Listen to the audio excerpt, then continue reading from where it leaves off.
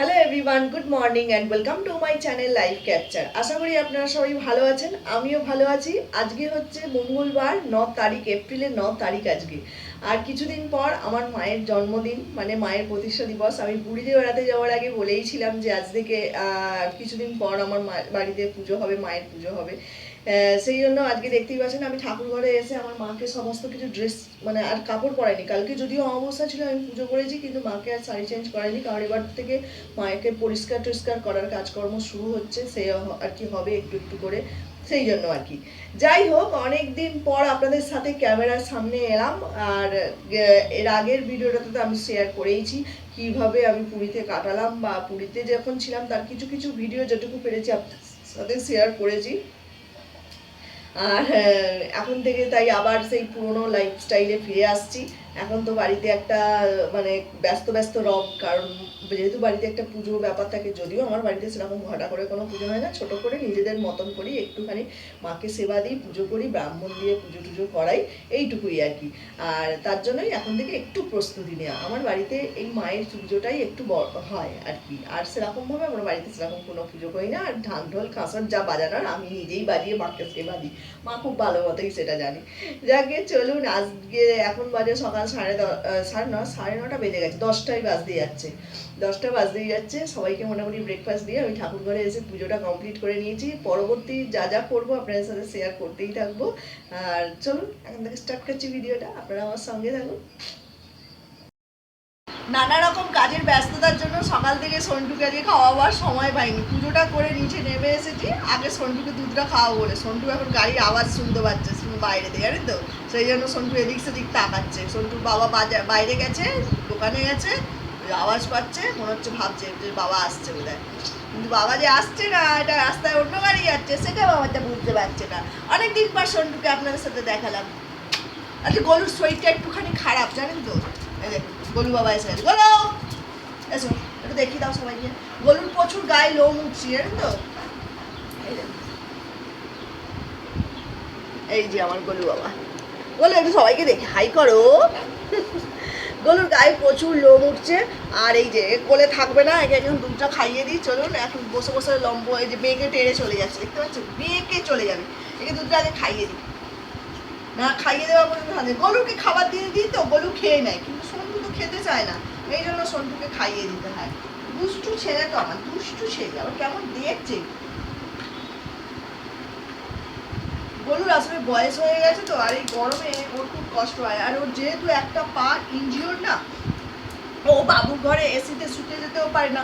সন্টু আমার মেয়ের ঘরে এসিতে শুতে যায়, কিন্তু গোলু যেতে চায় না। গোলু সিঁড়ি দিয়ে খুব কম ওপরে ওঠে, রাতের বেলা তো একদমই উঠতে চায় না। ওর খাওয়া হলো মানেই ও যেখানে পারবে ধপাস করে শুয়ে পড়বে, অথচ মুখে সেই হাঁপানির আওয়াজ বার করবে, জানেন তো, এইরকম ও করে। চলুন সন্টুকে দুধটা খাইয়ে দিই, খাইয়ে দিয়ে তারপরে আমি একটু নিজে ব্রেকফাস্ট করবো। আর আমার মেয়ে একটুখানি ম্যাগি ওকে খাবে, ওকে সেটা রেডি করে দেবো। দিয়ে তারপরে একটু নিজে একটু আলু সেদ্ধ দিয়ে মুড়ি হবে, একটু আলু সেদ্ধ করে রেখেছি, মুড়ি হবে, খেয়ে তারপর রান্না বান্না জোগাড় করবো।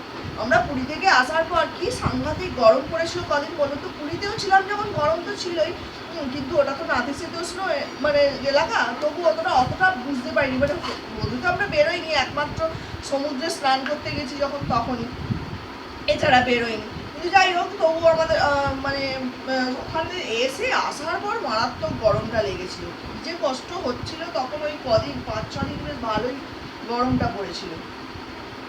এই দুদিন কাল পরশুর মধ্যে, কাল না পরশু দিন, দুদিন একটুখানি ঝিঝি করে বৃষ্টি হলেও ওয়েদারটা তবু একটু ঠান্ডা হয়েছে। তো সন্টুকে দুধটা খাইয়ে দিই। দেখুন ওপরে এসে আমার আর আমার মেয়ের খাবার রেডি করে নিয়েছি। এটা আমার মুড়ি, আলু সেদ্ধ, ছোলা বাদাম, সেটা এটা আমার মেয়ের।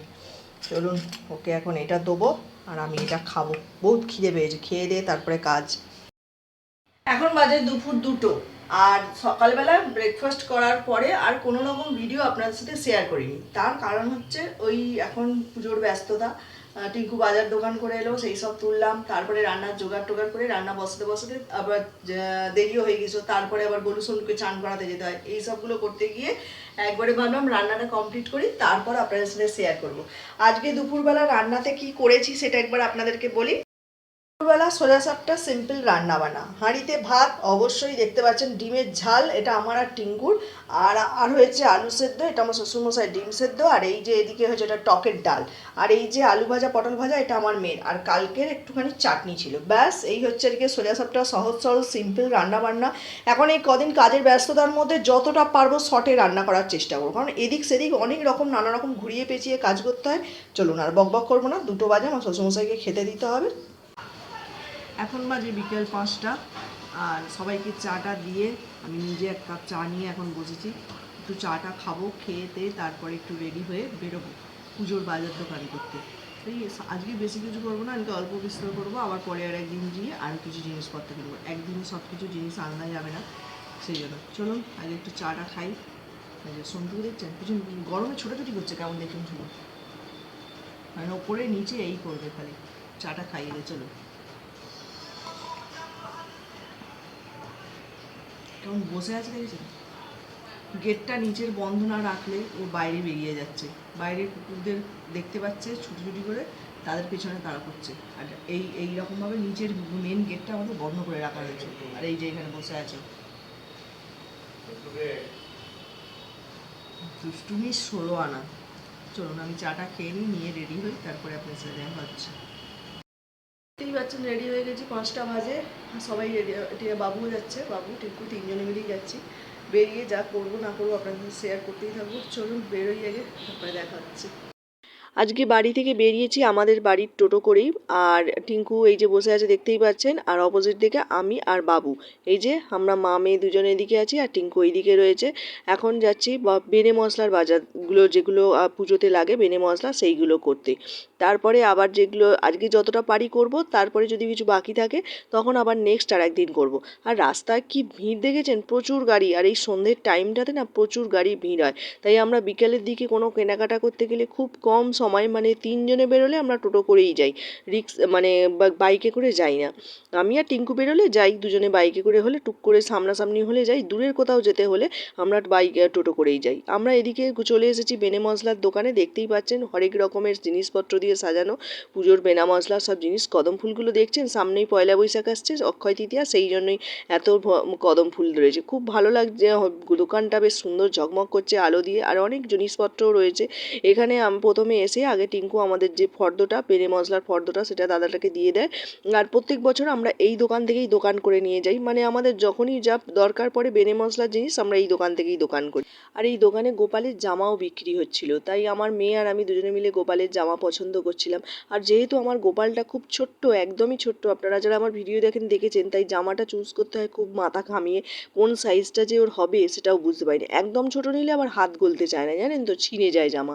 আর কি দাম বলছে গোপালের জামাটা, আমার মেয়ের হাতে যে জামাটা দেখতে পাচ্ছেন, এই জামাটার কইটুখানি জামা কি আছে বলুন, এটার দাম বলেছে 150 টাকা। ফেরত দিয়ে দিয়েছি, জানেন এত দাম। তারপরে আবার অন্য কি জামা বার করে নিয়ে এলো একটা, সেই তার মধ্যে থেকে, সেই জামার প্যাকেটগুলোর মধ্যে থেকে আরও 2টো জামা আমি নিই। সেই জামা দুটো বেশ তবু দামের, আমার যেটা দাম ছিল সেই দামের মধ্যে নিয়েছি, 2টো জামা নিয়েছি, দেখতে পাচ্ছেন। পরে আপনাদের সাথে শেয়ার করব আমি কি কি জিনিস কিনলাম না কিনলাম। ওদিকে গোপালের জামাটা পছন্দ করে তারপরে উল্টো দিকেই দোকান, ওই দাদাটারে দিদি আর একটা দোকান ছিল, যে দোকানে এই মালাগুলো ঝুলছিল।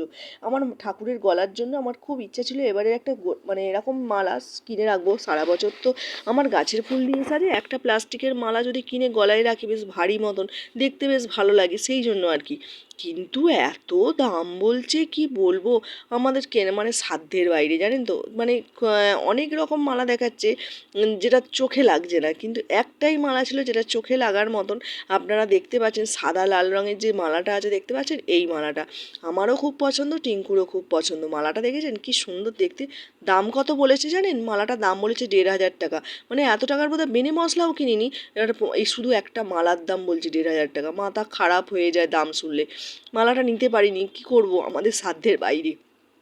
যাকে মালাটা অনেক রকমভাবে দাদাটা জপাবার চেষ্টা করেছিল, কিন্তু 1,500 টাকা দিয়ে মালা কেনার সামর্থ্য আমাদের নেই। সত্যি কথা বলতে একটা প্লাস্টিকের মালার যে এত দাম হতে পারে কোনো আইডিয়া নেই। যাকে আমাদের বেনে মশলার দোকানে দাঁড়িয়ে দাঁড়িয়ে মোটামুটি সব রেডি হয়ে গেছে, দিয়েও দিয়েছে, আমরা ফর্দটা মিটিয়ে নিয়ে আর মিলিয়ে নিয়েছি, আর আমাদের পেমেন্টও করা হয়ে গেছে। নেক্সট আমাদের চলে এসেছি বেনে মশলার দোকান থেকে মুদিখানার দোকান করতে। যে সমস্ত মুদিখানার টুকটাক জিনিসপত্র লাগে, মানে ওই সিদে টিদেগুলো, সেইগুলো আর কি কিনতে চলে এসেছি। মোটামুটি এই দোকানটা থেকেই আমরা প্রত্যেকবার মানে মুদিখানার দোকানগুলো নিই, আর প্রত্যেকবার সেই জন্য আমাদের সব জানা আছে কোনটার কীরকম দাম। যাই হোক, ওইখানে মিটিয়ে তো আমরা চলে এসেছি নেক্সট কাপড় ধুতি যে দোকানে বিক্রি হয় সেই দোকানে, কারণ পুজোতে যে কাপড় ধুতি গামছা লাগবে সেই দোকান থেকে এই দোকান থেকে আমরা জিনিসগুলো কিনবো। তাই চলে এসেছি এখানে পুজোতে নেব যে কাপড়গুলো সেইগুলো কিনতে। আর ধুতি আর কাপড় এই দোকান থেকেই নিয়েছি, আর গামছাটা যেটা লাগে সেটা একটা অন্য দোকান থেকে নিয়েছি, সেটা তখন আর ভিডিও করে আপনাদের সাথে শেয়ার করা হয়নি।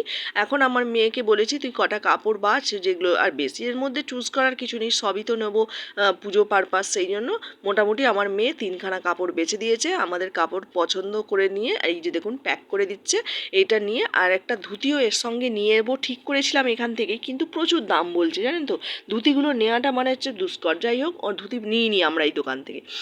ওই দোকান থেকে বেরিয়ে আমরা আর একটা দোকানে চলে আসি, শাড়ির দোকানেই। সেই দোকান থেকে আমার মেয়েকে দুটো শাড়ি কিনে দেওয়া হয়। এই যে বেগুনি রঙের শাড়িটা দেখছেন, এটা আমার মেয়েকে কিনে দেওয়া হয়, আর একটা ব্ল্যাক কালারের। আগে ব্ল্যাক কালারের শাড়িটা আগেই পছন্দ করে রেখে দিয়েছে, কারণ ওর ব্ল্যাকটা খুব ফেভারিট কালার। আর এই শাড়িটা টিঙ্কু বেগুনিটা পছন্দ করেছে। এই যে দেখুন এই ব্ল্যাক কালারটা দেখতে পাচ্ছেন, এই ব্ল্যাক কালারের শাড়ি, আর ওই যে বেগুনি রঙের শাড়িটা দেখলেন, ওই দুটো শাড়ি, এই দুটো শাড়ি এখন আমার মেয়েকে কিনে দিচ্ছে। প্রত্যেক বছরই টিঙ্কু পয়লা বৈশাখে জামা কিনে দেয়, এবছর যেহেতু পুজোটা পয়লা বৈশাখের পরে পড়েছে তাই দুটো শাড়ি কিনে দিল, আর ও শাড়ি পরতেও খুব পছন্দ করে, সেই জন্য। যাকে শাড়ি ফাড়ি কিনে আমরা চলে আসি একটা ব্লাউজের দোকানে। যেহেতু শাড়িটা এখন শেষ মুহূর্তে কেনা হয়েছে, ব্লাউজ তৈরি করা সম্ভব নয়, তাই একটা ম্যাচিং ব্লাউজ কিনে দিতে বললো। তাই একটা ব্লাউজের দোকানে আসি, এবং সেই ব্লাউজের দোকানে মোটামুটি ব্লাউজ তৈরি করে বিক্রি করা হয় জানেন তো এই দোকানটাতে, এখান থেকেই। তাই আমরা মোটামুটি ওর জন্য একটা ব্লাউজ পছন্দ করে কিনে নিই। মোটামুটি কেনাকাটার পর্ব শেষ, তাই আমরা গাড়ি করে টোটো করে মানে বাড়ির উদ্দেশ্যে রওনা দিয়েছি। আর এইদিকে আজকে এখন উল্টো দিকে বসেছে বাপ বেটি দুজনে, আর আমি বসছি এইদিকে বেনে মশলার সব জিনিসগুলো নিয়ে।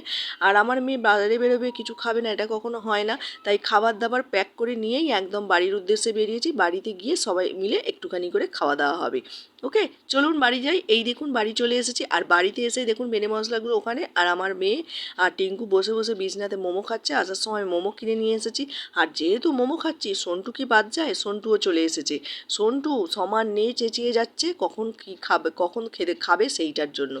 মানে ও যতটা, মানে ওকে যতক্ষণ না খেতে দেওয়া হচ্ছে ও সমান নিয়ে চেঁচিয়ে যাচ্ছে আমাকে কেন খেতে দিচ্ছে না। আর পাশে টিঙ্কু একটু করে খাচ্ছে, গোলুকে খেতে দিচ্ছে, সন্টুকে খেতে দিচ্ছে, আর আমার মেয়ে মোমোর শেয়ার কারোর সাথে করবে না। যাকে আমরা সবাই মিলে এখন একটু মোমো পার্টি করছি, মোমোটা খাই, খেয়ে দিয়ে পরে আপনাদের সাথে আবার দেখা হচ্ছে। ওকে, চলুন এখন একটু মোমো পার্টি করি। এখন বাজে রাত্রি 10টা, নিচে থেকে অনেকক্ষণ আগে এসেছি। এসে আমার শ্বশুরমশাইয়ের খাবার দাবার রেডি করে ওনাকে খাইয়ে দাইয়ে শুইয়ে দিয়ে তারপর আমাদের রাতের বেলা রান্না বান্না করলাম। রাতের বেলা ডিনারে করেছি রুটি আর আলু ভাজা, আর ফ্রিজে একটু আমার ফেভারিট মিষ্টি বোঁদে আছে, ও দিয়েই আমার হয়ে যাবে। আর দেখুন আগে কি কি করেছি আপনাদের শুধু একটুখানি দেখিয়ে দিই আগে। আজকে করেছি আলু ভাজা বললামই, আর ওবলা আমার শ্বশুরমশাইয়ের জন্য ডিম সেদ্ধ করেছিলাম, খাইনি, তাই আজকে এবলা এখন টিঙ্কুকে ডিমের ঝালটা করে দিলাম, আর এই তো হটপটে রুটি আছে, ব্যাস।